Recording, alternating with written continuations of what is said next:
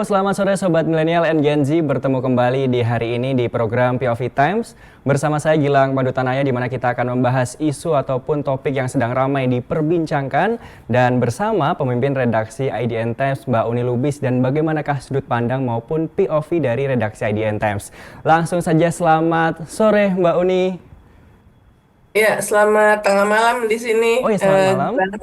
Saya ada di San Francisco, California, Amerika. Ada acara dengan Tools for Humanity, sebuah perusahaan teknologi berbasis AI yang didirikan oleh antara lain foundernya ChatGPT, yaitu Sam Altman. Jadi selamat sore untuk waktu Jakarta buat teman-teman Sobat Millennial and Gen Z. Ini tengah malam jadi saya muka bantal ini. Dan ini ngambilnya di kamar hotel, di kamar mandi, toilet. Karena yang lightingnya mendingan cuman di sini. Kalau di kamar lampunya dibikin remang-remang soalnya. Oke Mbak Uni, di tengah kesibukan aktivitas di luar sana tentunya kita akan menyampaikan POV ya Mbak dari isu yang sedang ramai diperbincangkan ya. Ya. Termasuk bahasan pertama mengenai mundurnya Kepala Kantor Komunikasi Kepresidenan atau VCO Hasan Nasbi per tanggal 21 April. Nah, melihat mundurnya VCO ini bagaimana Mbak? Ya, sebetulnya kita di IDN Times sudah lama mendengar informasi-informasi ini ya. Bahkan ketika rencana penunjukan Mensesnek Prasetyo Hadi sebagai juru bicara Presiden itu sudah eh, saya sampaikan kepada kalian kan di redaksi awal April ya. Awal April dan ternyata kemudian kira-kira seminggu yang lalu itu dieksekusi.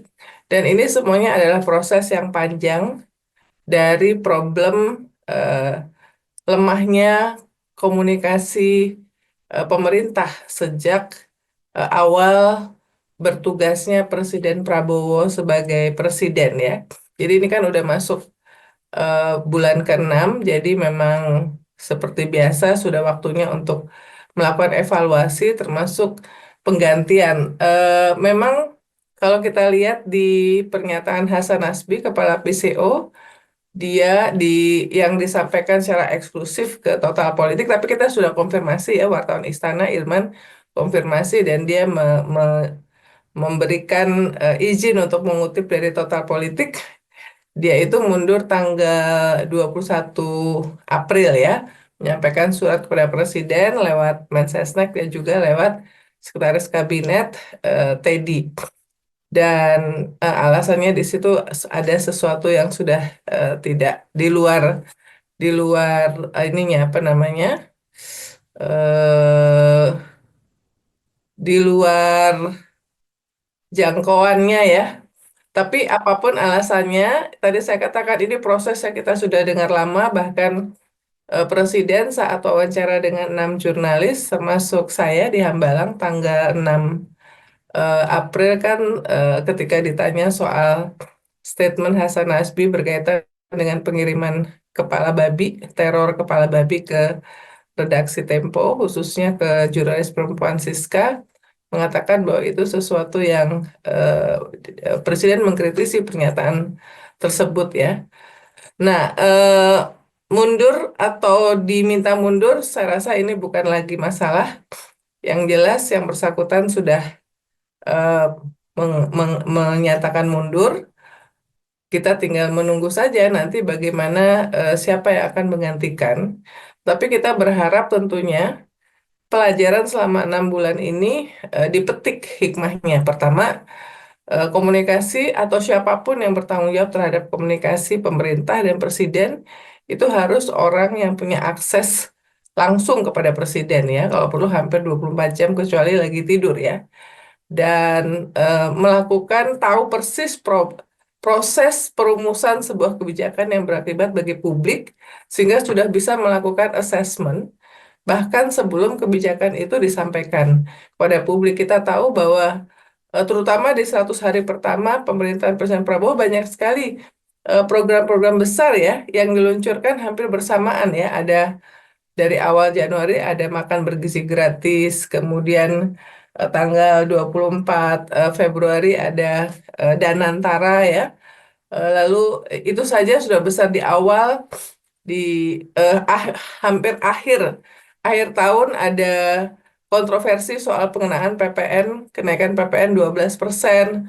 Lalu kemudian ada kebijakan LPG ya, gas LPG, tiga tiga apa tiga tabung 3 kilogram ya. Dan itu semuanya menimbulkan kontroversi karena mungkin yang pertama diluncurkan hampir bersamaan sehingga publik itu kewalahan untuk menerima begitu banyak aturan. Yang kedua, kebijakan itu terutama Danantara dan MBG menyangkut uang rakyat yang luar biasa besar sehingga wajar kalau ada kekhawatiran dari publik, apalagi kemudian di tengah situasi ekonomi yang tidak menentu, penuh ketidakpastian, banyak PHK di mana-mana ya. Dan antara misalnya kan kemarin Presiden baru melakukan town hall dan kemudian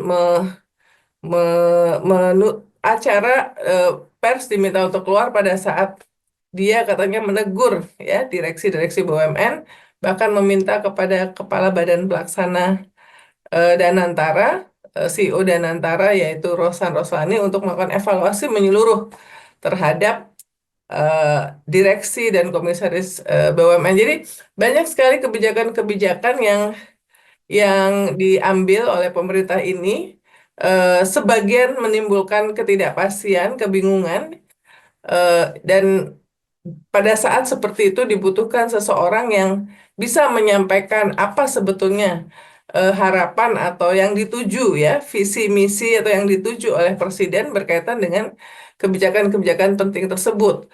Bukan yang terlalu cepat misalnya mengambil respons atau responsnya kurang berempati kepada publik.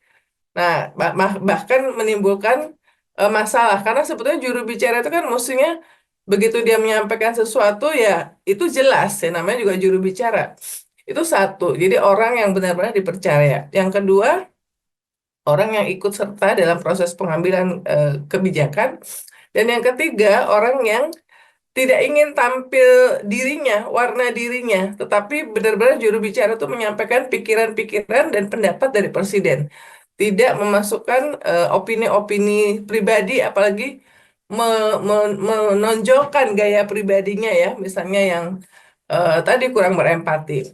Nah, ini saya rasa kita akan melihat apakah memang penunjukan juru bicara Mensesnek, kemudian mundurnya kepala PCO.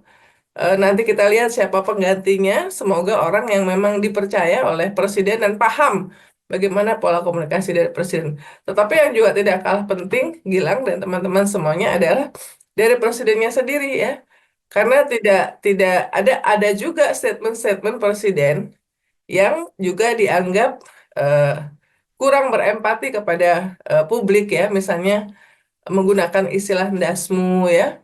Kemudian kalau kabur aja dulu itu kemudian dianggap bahwa sesuatu yang tidak bertanggung jawab. Padahal kalau Presiden menempatkan dirinya pada posisi di mana ada orang-orang termasuk anak-anak muda yang kena PHK, kemudian tidak tahu apakah masih bisa bekerja lagi tahun ini, lalu mencoba peruntungannya di negara yang lain, ya.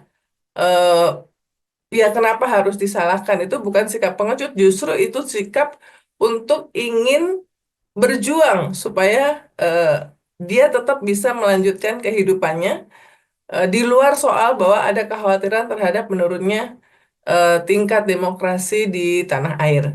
Nah, ini mundurnya kepala pisau ini saya harap tidak hanya sekedar mengganti orang ya, tidak hanya sekedar mengganti orang, tetapi secara keseluruhan ada introspeksi dan refleksi terhadap bagaimana sebuah komunikasi kebijakan publik dari pemerintah itu disampaikan, dan itu munculnya mulai dari pimpinan yang tertinggi dalam hal ini adalah Presiden ya. Kemudian ada strategi komunikasi yang satu ya, satu pintu ya. Jadi jangan nanti misalnya contohnya Danantara sudah ada kepengurusannya, tetapi banyak menteri-menteri yang lain bicara soal bisnis plan Danantara. Kita tidak melihat itu misalnya di Temasek ya. Kalau memang Danantara itu merefer ya kepada Temasek kan menteri-menteri di Singapura itu tidak bicara soal bisnis plan dari Temasek. Yang bicara adalah eksekutif dari Temasek. Supaya memang betul-betul keputusan-keputusan yang diambil oleh Danantara adalah keputusan investasi korporasi yang profesional, bukan keputusan yang masih banyak dipengaruhi atau dicawe-cawe dari keputusan politik dalam hal ini pemerintah atau kabinet. Ini jangan hanya mengganti orang ya, tetapi mengganti keseluruhan strategi dan juga disiplin dalam melakukan komunikasi kepada publik dan kita berharap itu dimulai dari Presiden Prabowo. Tadi informasi ataupun isu yang bisa kita kupas ya dari POV mengenai mundurnya kepala VCO ya Mbak. Dan isu kedua maupun topik kedua yang sedang ramai juga diperbincangkan adalah mengenai laporan tahunan Amnesty International 2024 yang menyoroti peningkatan praktik otoriter di dunia, termasuk salah satunya di Indonesia. Nah, seperti apa Mbak yang bisa disampaikan melihat adanya laporan seperti ini? Ya, ini tadi saya menyinggung soal kekhawatiran Hmm. menurunnya demokrasi di Indonesia ya. Dan sebetulnya ini juga fenomena global. Dan inilah sebetulnya inti dari laporan hak asasi manusia Amnesty International 2024 tahun menguatnya praktik otoriter di Indonesia dan dunia. Jadi sebenarnya laporan ini baru diluncurkan hari ini juga ya. Tetapi kita di IDN Time itu sudah meliput rentetan peristiwa yang menjadi fakta-fakta yang mendukung lahirnya laporan ini ya. Jadi Amnesty International itu mencatat menguatnya praktik-praktik otoriter yang diadopsi oleh negara-negara di dunia termasuk Indonesia. Praktik otoriter kian menyerang jaminan perlindungan hak asasi manusia dalam hukum nasional maupun hukum internasional ya. Nah, misalnya di Indonesia dicatat bahwa menguatnya praktik otoriter berupa serangan terhadap aturan hukum, termasuk aturan pemilu, serangan terhadap kebebasan berekspresi, pers, dan pelanggaran HAM yang berlanjut di Papua, pengawasan di luar hukum termasuk melalui penyalahgunaan teknologi yang melanggar HAM, diskriminasi terhadap kelompok minoritas agama, dan proyek-proyek pembangunan tanpa partisipasi masyarakat, khususnya masyarakat adat. Ini kita semuanya meliput ya di IDN Times, misalnya yang terjadi di Papua ya, dari Aceh hingga Papua pembunuhan di luar hukum oleh aparat keamanan seakan menjadi norma hukum karena berulangnya kekerasan tersebut dan selalu diikuti dengan impunitas yang mengakar. Pembunuhan di luar hukum seakan menjadi endemi yang merata di banyak wilayah setiap tahunnya. Ini mengutip statement dari Nurina Safitri, manajer kampanye Amnesty International Indonesia. Nah, Amnesty itu mencatat ya bahwa dari Januari hingga Desember 2024 terdapat 39 kasus pembunuhan di luar hukum yang tersebar di berbagai kota di Indonesia dengan total 39 korban. Pelakunya mayoritas berasal dari Polri TNI. Makanya kan rame ketika ada pembahasan rancangan Undang-Undang TNI, sekarang juga akan dibahas RUU Polri, lalu RUU Kejaksaan, yang dianggap tidak partisipatif ya, tidak mendengarkan atau tidak memberikan kesempatan kepada publik luas untuk memberikan masukan, padahal eh, di RUU tersebut itu bahkan sekarang yang Undang-Undang TNI sudah diteken itu ada tambahan-tambahan kewenangan. Khawatirnya di polisi juga seperti itu. Nah, yang tadi ya, saya rasa perasaan kebatinan dari masyarakat Indonesia, terutama teman-teman anak-anak muda yang pro terhadap demokrasi dan HAM, ini mulai sangat khawatir ketika ada perubahan aturan elektoral yang dilakukan Mahkamah Konstitusi pada Oktober 2023, saat-saat di mana tahapan pemilu telah dimulai. Nah, ini yang kemudian membuka jalan bagi Gibran Raka yang notabene putra Presiden Jokowi pada saat itu masih jadi presiden, itu untuk bisa ikut serta dalam pemilu ya, Pilpres sebagai cawapres dari pada saat itu capresnya Pak Prabowo ya. Nah, jadi untuk pertama kalinya integritas dan independensi pemilu Indonesia dipertanyakan. Tidak hanya datang dari kritik, tidak hanya datang dari akademisi, aktivis, jurnalis, dan masuk dalam negeri, tapi juga datang dari berbagai pihak di luar negeri, termasuk Komite HAM PBB. Nah, ini kan juga ada rentetannya ya.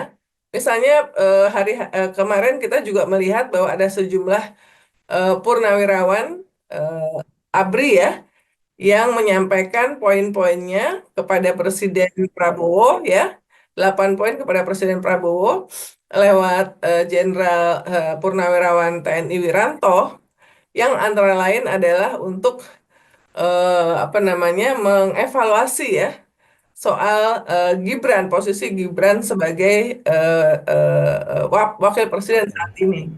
Nah, ini peristiwa yang menarik ya, peristiwa yang menarik karena tapi harus disikapi hati-hati juga oleh Presiden Prabowo untuk memastikan bahwa apapun jika ada proses konstitusi yang prosesnya harus konstitusional dan harus dihitung betul ya. Karena yang namanya dalam politik itu sangat sangat mungkin dan sangat mudah terjadi eh, apa namanya menusuk di belakang ya. Di depan kelihatannya mendukung, mendukung, mendukung, tapi kemudian situasi bisa berubah seketika dalam hitungan menit, sehingga akhirnya nanti bahkan bisa bisa hasilnya bisa berakibat yang tidak baik ya bagi Presiden Prabowo. Jadi ini harus betul-betul dihitung bagaimana prosesnya jika kemudian ini berlanjut ya dalam sebuah proses yang harus konstitusional. Nah, ini yang ini kan kita ini kan tidak bisa lagi menutupi apa yang sedang terjadi di negara ini dari mata orang luar ya, dari mata orang-orang di luar negeri, termasuk mata dari investor-investor di luar negeri yang melihat situasi di Indonesia saat ini penuh ketidakpastian. Mau dibilang berbusa-busa bahwa fundamental ekonomi baik, ekonomi stabil dan segala macam, tetapi hal-hal seperti ini itu dibaca ya dibaca oleh banyak orang, apalagi kita sekarang mendapatkan tantangan yang luar biasa, tidak hanya Indonesia tetapi juga dunia menghadapi tantangan luar biasa dari akibat kebijakan tarifnya Trump. Semuanya sekarang menjadi wait and see ya, semuanya akan lebih melihat kepada dalam negara masing-masing, semuanya ingin survive masing-masing. Ini situasi yang terjadi adalah yang semuanya bersikap proteksionisme terhadap negara masing-masing. Sulit untuk membayangkan bahwa ada negara yang masih peduli ya, masih peduli untuk membantu atau melihat apa yang ada di negara lain sebelum dia memastikan bahwa kondisi ekonomi negaranya dan rakyatnya baik-baik saja.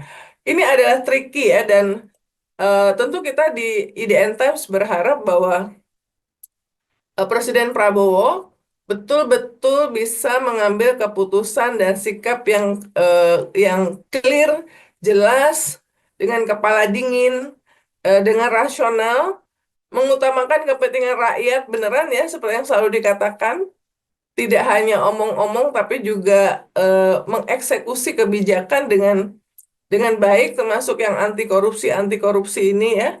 Saya rasa publik, termasuk publik dunia, termasuk investor, perlu mendapatkan bukti dari janji-janji Presiden Prabowo Subianto bahwa anti korupsi akan ditegakkan, mana ya, tidak tebang pilih, mana kepastian hukum akan ditegakkan, karena ini adalah hal-hal yang selama ini menjadi alasan mengapa investor lebih memilih untuk investasi di Vietnam atau Thailand ketimbang di Indonesia. Dan dari semuanya itu perlu mengkomunikasikan kebijakan dan keputusan yang diambil itu dengan clear, jelas, baik, tidak mencele-mencele, tidak berubah-ubah, dan tidak menakut-nakuti juga dengan mengatakan bahwa ini adalah intervensi asing, ini intervensi asing. Padahal kita sedang mengundang investor asing. Itu Gilang dan teman-teman sekalian. Oke, Mbak Uni, ada satu tema lagi yang ramai di berbagai media sosial terkait dugaan ijazah palsu dari Presiden ke-7 Joko Widodo, di mana tanggal 16 April kemarin di kediamannya di Solo ini sempat ada unjuk rasa ya mengenai mereka yang mendemo ini meminta menunjukkan ijazah dari Presiden ke-7 Jokowi. Nah, lalu hingga akhirnya kemarin sidang perdana untuk tergugat dari Presiden ke-7 Jokowi ini di Solo, namun tidak hadir karena sedang melakukan kunjungan untuk di pemakaman dari Paus Fransiskus. Nah, melihat ramai di media sosial mengenai dugaan ijazah palsu dari Jokowi, ini seperti apa, Mbak? Jadi gini ya, kita memang di IDN Times tidak banyak memuat soal itu karena kita tidak ingin masuk ke dalam perdebatan yang banyak dilakukan di media sosial. Tapi gini sajalah, sebetulnya semua presiden, semua pemimpin dunia itu biasanya ijazahnya itu nanti akan menjadi salah satu bahan apa namanya yang ditaruh misalnya di museumnya atau apapun ya. Sehingga sebetulnya ijazah itu harusnya tidak menjadi barang yang dirahasiakan ya. Harusnya itu bahkan disampaikan ini menjadi bukti ya, menjadi bukti riwayat hidup seseorang yang pernah atau akan menjadi pemimpin di sebuah negara atau nggak usah level presiden deh, level politisi atau level kalau orang diangkat jadi CEO kan biasanya ditanya lulusan dari mana apa segala macam ya. Jadi ini aneh sih karena kan Jokowi ini kan sudah ikut dalam pemilihan sebagai pejabat publik sejak di Solo sebagai wali kota 2 periode, kemudian ke Jakarta, kemudian juga presiden ya. Maksudnya kan eh, proses untuk melihat keabsahan ijazahnya ini sudah berlangsung sejak dia zaman baru mencalonkan diri sebagai wali kota Solo ya. Dan sejauh ini kalau memang ternyata ada masalah kan artinya ini yang menutup-nutupi kalau ada masalah ya saya tegaskan kalau memang ternyata ada masalah tapi kan sudah dibantah oleh UGM ya beberapa orang dulu tapi orang lain di UGM juga ya profesor juga ikut mempertanyakan jadi orang nih bingung nih di antara UGM sesama UGM sendiri yang dianggap sebagai alumni di mana Pak Jokowi itu pernah kuliah di sana itu ada suara-suara yang berbeda ya. Nah, tapi ini musnya udah selesai ketika dari awal itu ikut dalam pencalonan menjadi pejabat publik ya. Nah, jadi kalau tidak ingin menimbulkan masalah, tidak ingin membiarkan masyarakat bertanya-tanya apa segala macam, ya maksudnya Pak Jokowi mengumumkan saja, menampilkan saja ijazah dari UGM itu ya, biar jelas seperti itu, tidak perlu membuat orang-orang harus menganalisis dan segala macam, karena kan itu harusnya untuk seorang yang pernah menjadi pejabat publik, apalagi presiden, itu adalah dokumen pertanggungjawaban kepada publik ya. Dan kalau memang ternyata Pak Jokowi sudah mau menyampaikan itu kepada publik, ya kita berharap semoga kalau memang ternyata itu benar, kontroversinya jadi mereda energi kita nggak habis untuk membicarakan hal-hal seperti ini yang mestinya sudah selesai diproses ketika pertama kali Pak Jokowi menyampaikan atau mencalonkan diri sebagai pejabat publik. Bayangkan kalau ternyata ada masalah kan artinya prosesnya ini berjamaah ya mulai dari level wali kota sampai sampai apa sampai DKI sampai presiden. Berapa ratus orang yang terlibat dalam proses verifikasi ini termasuk dari partai pendukungnya tentu saja ya. Jadi usulan dari kami di POV Times itu adalah supaya ini tidak menjadi masalah lagi, Pak Jokowi umumkan saja, tunjukkan secara jelas ini ijazah saya, nggak perlu kemudian hanya boleh diketahui oleh pengacaranya. Supaya kita berhenti untuk membahas soal ini lagi. Lumayan banyak isu yang sedang ramai Mbak di minggu ini, jadi lumayan untuk POV hari ini ya. Nah, Mbak Uni terima kasih banyak untuk waktunya walaupun kita berbeda waktu. Nah, nanti kita ketemu lagi di minggu depan Mbak ya di satu studio yang sama. Nah, sehat selalu Mbak Uni di sana dan lancar selalu untuk penugasannya ya. Terima kasih juga Sobat Milenial dan Gen Z di POV Times edisi kali ini. Saya Gilang Bandutanaya beserta tim yang bertugas dan pemimpin redaksi IDN Times Mbak Uni Lubis pamit undur diri. Terima kasih dan sampai jumpa. Terima kasih Mbak Uni.